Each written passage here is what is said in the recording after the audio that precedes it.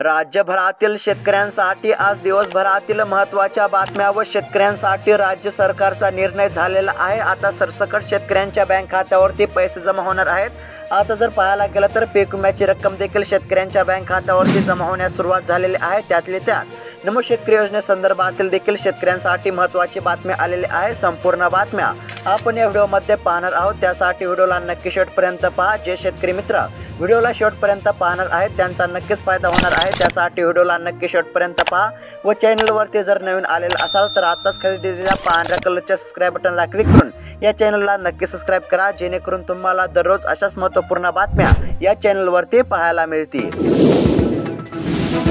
पीक विम्यासंदर्भातील बातमी। 6 लाख शेतकऱ्यांना 853 कोटींचा पीक विमा परतावा मंजूर, कृषी मंत्री धनंजय मुंडे यांची माहिती। आता जर पाहायला गेलं तर शेतकऱ्यांसाठी महत्त्वाचीच बातमी पाहायला मिळत आहे। कृषी मंत्री धनंजय मुंडे यांनी पीक विम्याबाबत नाशिक जिल्ह्यातील शेतकऱ्यांसाठी मोठी बातमी दिली आहे। नाशिक जिल्ह्यातील 6 लाख शेतकऱ्यांना 853 कोटींचा पीक विमा परतावा मंजूर झालेला असून हा पीक विमा आता लवकरच शेतकऱ्यांच्या बँक खात्यावरती जमा होणार आहे। व शेतकरी मित्रांनो, तुमच्या जिल्ह्यासंदर्भातील देखील पीक विम्याची बातमी आपण पाहणार आहोत, त्यासाठी व्हिडिओला नक्की शेवटपर्यंत पहा। कापूस सोयाबीन अनुदान आधार डीबीटी प्रक्रिया सुरू, लवकरच शेतकऱ्यांच्या बँक खात्यावरती जमा होणार अनुदानाचे पैसे। आता जर पाहायला गेलं तर कापूस आणि सोयाबीन उत्पादक शेतकऱ्यांसाठी महत्त्वाचीच बातमी पाहायला मिळत आहे। राज्य सरकारने कापूस आणि सोयाबीन उत्पादक शेतकऱ्यांसाठी प्रति हेक्टरी 5,000 रुपये 2 हेक्टरच्या मर्यादेमध्ये मदत जाहीर केली आहे। त्यानुसार आता आधार डीबीटी प्रक्रिया सुरू झालेली असून लवकरच कापूस आणि सोयाबीन उत्पादक शेतकऱ्यांच्या बँक खात्यावरती अनुदानाचे पैसे जमा होणार आहे। खात्यात पैसे जमा झाल्याने लाडक्या बहिणींच्या चेहऱ्यावर आनंद, एकूण 3,000 रुपयांचा हप्ता खात्यावरती जमा। आता जर पाहायला गेलं तर राज्यातील महायुतीच्या शिंदे सरकारने महिलांसाठी मुख्यमंत्री लाडकी बहीण योजनेची घोषणा केली होती। त्यानुसार मुख्यमंत्री लाडकी बहीण योजनेचे 3,000 रुपये महिलांच्या बँक खात्यावरती जमा होऊ लागल्याने महिला वर्गामध्ये मोठे उत्साहाचे वातावरण आपल्याला पाहायला मिळत आहे। 800 शेतकऱ्यांच्या खात्यात प्रत्येकी 50,000 रुपयांचे अनुदान जमा, शेतकऱ्यांना ई-केवायसी करण्याचे आव्हान। आता जर पाहायला गेलं तर महात्मा ज्योतिराव फुले शेतकरी कर्जमुक्ती योजनेअंतर्गत नियमित कर्जफेड करणाऱ्या शेतकऱ्यांच्या बँक खात्यावरती 50,000 रुपयांचे अनुदान जमा होण्यास सुरुवात झाली आहे। मात्र यासाठी शेतकऱ्यांना ई-केवायसी करण्याचे आवाहन करण्यात आले आहे। जे शेतकरी ई-केवायसी करणार आहेत अशाच पात्र शेतकऱ्यांच्या बँक खात्यावरती 50,000 रुपयांचे अनुदान जमा होणार आहे। महाराष्ट्रातील हवामानामध्ये मोठा बदल होणार, राज्यामध्ये 12 ते 13 दिवस मुसळधार पावसाची शक्यता। एकंदरीत जर पाहायला गेलं तर महाराष्ट्रामध्ये गेल्या काही दिवसांपासून पावसाचा जोर आता बऱ्यापैकी कमी झालेला आहे। पुढील काही दिवस राज्यातील हवामान कोरडे राहणार असल्याचा अंदाज व्यक्त करण्यात आला आहे, पण 19 ऑगस्ट नंतर राज्यातील हवामानामध्ये मोठा बदल होण्याची शक्यता आहे। राज्यामध्ये 20 ऑगस्ट नंतर पुढील 12 ते 13 दिवस मुसळधार पावसाची शक्यता आहे, अशी माहिती हवामान खात्याने वर्तवलेली आहे। शेती आणि शेतकऱ्यांच्या उन्नतीसाठी 200 कोटींवर खर्च। आता जर पाहायला गेलं तर शेतीच्या माध्यमातून 90% अधिक नागरिक उपजीविका भागवत आहेत। त्यामुळे याच घटकावर शासनाने लक्ष केंद्रित करून गेल्या काही महिन्यांमध्ये शेती आणि शेतकऱ्यांच्या उन्नतीसाठी 200 कोटींपेक्षा अधिक निधी वाशिम जिल्ह्याला मंजूर केलेला आहे। ही बाब शेतकऱ्यांच्या दृष्टीने फायदेशीर ठरली असल्याचे पाहायला मिळत आहे। कर्जमुक्तीच्या अनुदानासाठी शेतकऱ्यांनी आधार प्रमाणीकरण करणे अनिवार्य। आता जर पाहायला गेलं तर पात्र शेतकऱ्यांना त्यांच्या जवळच्या आपले सहकार सेवा केंद्रामध्ये जाऊन आधार प्रमाणीकरण म्हणजे केवायसी करून घेण्याचे आवाहन करण्यात आलेले आहे। जे शेतकरी केवायसी करणार आहेत अशाच पात्र शेतकऱ्यांच्या बँक खात्यावरती कर्जमुक्ती योजनेचे अनुदान हे जमा होणार आहे। शेतकऱ्यांसाठी महत्त्वाची बातमी आलेली आहे। त्यापूर्वी बाजरी संदर्भातील बातमी। बाजरीच्या क्षेत्रामध्ये यंदा 65,000 हेक्टरने वाढ, राज्यामध्ये आतापर्यंत 4 लाख हेक्टरवर पेरणी। जर पाहायला गेलं तर राज्यात खरीप हंगामातील प्रमुख पीक असलेल्या बाजरीच्या क्षेत्रामध्ये गतवर्षीच्या तुलनेमध्ये यंदा चांगल्या पावसामुळे पेरणी क्षेत्रामध्ये 65,000 हेक्टरने वाढ झाली असल्याचे पाहायला मिळाले। तर गेल्या 10 वर्षाचा विचार केला असता राज्यामध्ये बाजरीचे क्षेत्र 5 ते 6 लाख हेक्टरने घटले आहे। शेतकऱ्यांसाठी महत्त्वाची बातमी। शेतकऱ्यांनी तातडीने कागदपत्रांची पूर्तता करून मदतीचा लाभ घ्यावा, सोयाबीन कापूस उत्पादकांना मिळणार 10,000 रुपये। आता जर पाहायला गेलं तर राज्य सरकारने मागील वर्षी खरीप हंगामातील नुकसानग्रस्त शेतकऱ्यांना मदतीचा हात दिलेला आहे। सोयाबीन व कापूस उत्पादक शेतकऱ्यांना शासनाच्या वतीने 2 हेक्टरपर्यंत 10,000 रुपयांची मदत करण्यात येणार आहे। या योजनेचा लाभ घेण्यासाठी शेतकऱ्यांनी संमतीपत्र व आपले आधार कार्ड ग्रामपंचायत कार्यालयामध्ये जमा करावे, असे आवाहन सध्या शेतकऱ्यांना करण्यात येत आहे। पीक विम्यासंदर्भातील शेतकऱ्यांसाठी महत्त्वाची बातमी। लवकरच शेतकऱ्यांच्या बँक खात्यावरती जमा होणार पीक विम्याची रक्कम। कृषी विभागाची माहिती। आता जर पाहायला गेलं तर नैसर्गिक आपत्ती, पावसाचा खंड यामुळे खरीप हंगाम 2023-24 मध्ये पिकांचे नुकसान झाले।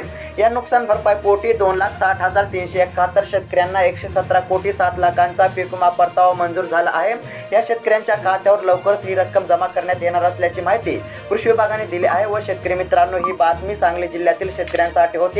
तुमच्या जिल्ह्यासंदर्भातील देखील पीक विम्याची बातमी आपण पाहणार आहोत। त्यासाठी तुमचा जिल्हा कोणता आहे कमेंट करून नक्की कळवा आणि व्हिडिओला नक्की शेवटपर्यंत पहा। 1.5 महिन्यात केवळ फूटभर वाढली कपाशी, शेतकरी त्रस्त। अस्मानी संकटामुळे अडचणी वाढल्या, उत्पन्नामध्ये घट होण्याची शेतकऱ्यांना भीती।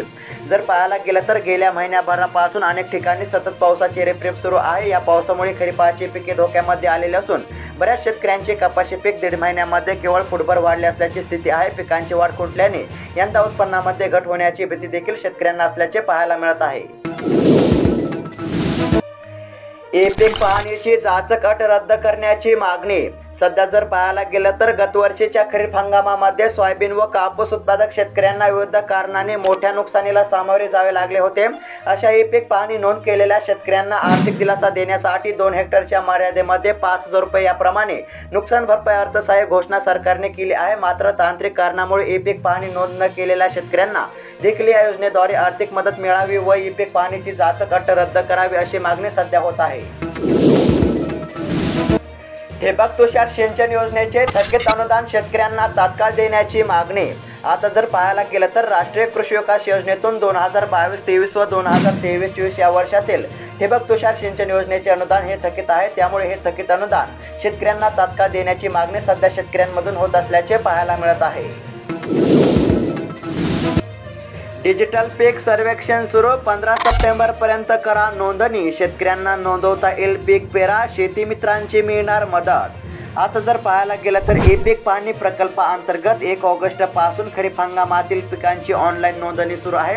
15 सप्टेंबर पर्यंत शेतकऱ्यांना पिकांची नोंदणी करता येणार आहे। त्यासाठी मोबाईलमध्ये ॲप डाउनलोड करावे लागणार आहे। त्यानंतरच पिकांची अद्ययावत माहिती ॲपमध्ये नोंदवली जाऊन शेतीविषयक विविध योजनांच्या लाभासाठी ही नोंद उपयुक्त ठरणार आहे। दरम्यान शेतकऱ्यांना काही अडचण आल्यास त्यांना शेती मित्रांची देखील मदत मिळणार आहे। रब्बी हंगामातील पिकांची 170 कोटींची विमा नुकसान भरपाई कंपनीकडे प्रलंबित। आता जर पाहायला गेलं तर रब्बी हंगामातील पिकांची 170 कोटींची विमा नुकसान भरपाई कंपन्याकडे प्रलंबित आहे। त्यामुळे ही नुकसान भरपाई लवकरच शेतकऱ्यांना देण्याची सध्या मागणी होत असल्याचे पाहायला मिळत आहे। नमो शेतकरी योजनेसंदर्भातील शेतकऱ्यांसाठी महत्त्वाची बातमी। याच महिन्याच्या अखेरीस शेतकऱ्यांना दिला जाऊ शकतो नमो शेतकरी योजनेचा आगामी 4था हप्ता। आता जर पाहायला गेलं तर राज्य सरकारने शेतकऱ्यांच्या हितासाठी नमो शेतकरी योजना सुरू केलेली आहे, ज्या अंतर्गत शेतकऱ्यांना 3 हप्ते आधीच देण्यात आलेले आहेत आणि बऱ्याच दिवसांपासून शेतकरी नमो शेतकरी योजनेच्या आगामी 4थ्या हप्त्याची वाट पाहत आहेत। तसेच आलेल्या माहितीनुसार याच महिन्याच्या अखेरीस शेतकऱ्यांच्या बँक खात्यावरती नमो शेतकरी योजनेचा आगामी 4था हप्ता जमा केला जाऊ शकतो। शेअर मार्केट संदर्भातील बातमी। 2 दिवसांच्या घसरणीनंतर शेअर बाजार वधारला, सेन्सेक्स निफ्टी तेजीसह बंद।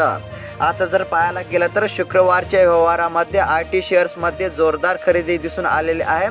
2 दिवसांच्या घसरणीनंतर शेअर बाजारामध्ये तेजी आपल्याला पाहायला मिळाली। तर शेतकरी मित्रांनो, तुमच्या जिल्ह्यासंदर्भातील देखील पीक विम्याची बातमी आपण पाहणार आहोत। त्यासाठी तुमचा जिल्हा कोणता आहे कमेंट करून नक्की कळवा आणि अशाच महत्त्वपूर्ण बातम्या दररोज जाणून घेण्यासाठी आताच खरेदीलेल्या पांढऱ्या कलरच्या सबस्क्राईब बटनला क्लिक करून या चॅनलला नक्की सबस्क्राईब करा, जेणेकरून तुम्हाला दररोज अशाच महत्त्वपूर्ण बातम्या या चॅनलवरती पाहायला मिळतील। धन्यवाद।